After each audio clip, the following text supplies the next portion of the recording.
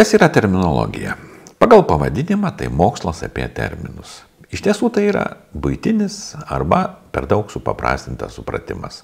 Mat terminas nėra tik žodis. Viskas daug sudėtingiau. Apie terminologiją viską, ką reikia, mes galime sužinoti nesunkiai iš tarptautinės standartų organizacijos terminologijos standartų, kurių yra net keletas. Ten paaiškinta, kad terminologijos objektas apima net 4 reiškinius. Tai tikrovės dalykas, sąvoka, sąvokos žymiklis arba pavadinimas ir sąvokos apibrėžtis. Taip pat ten atkreipti reikia dėmesį į tai, kad nereikia painioti terminologijos ir terminijos sąvokų. Mus klaidina angliški terminai, kurie reiškia tą patį vienas terminas, būtent šias 2 sąvokas.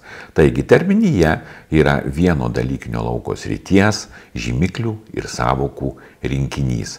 Terminologija jau yra truputį sudėtingiau. Tai ir mokslas arba studijos, tai ir praktinė veikla. Taigi terminologijos mokslas yra terminijos, terminologijos darbo ir gaunamų terminologijos išteklių bei rezultatų mokslinės studijos. Terminologijos darbas arba terminologijos vadyba yra sąvokų ir jų žymiklių sisteminis rinkimas, aprašymas, apdorojimas ir sklaida.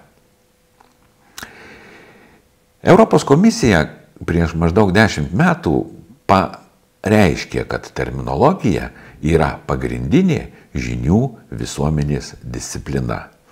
Ar tikėti šio pasakymu, ar netikėti, čia kiekvieno asmeninis reikalas, bet lietuvių kalboje bent 90% naujosios leksikos yra tikrai terminologijos pagrindu atsirandančios.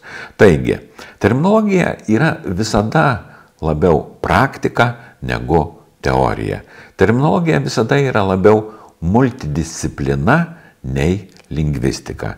Ir todėl ji yra tas dalykas, disciplina, objektas, kuris apima sąvokų bei sąvokų žymiklių rinkimą, aprašymą, apdorojimą ir sklaidą.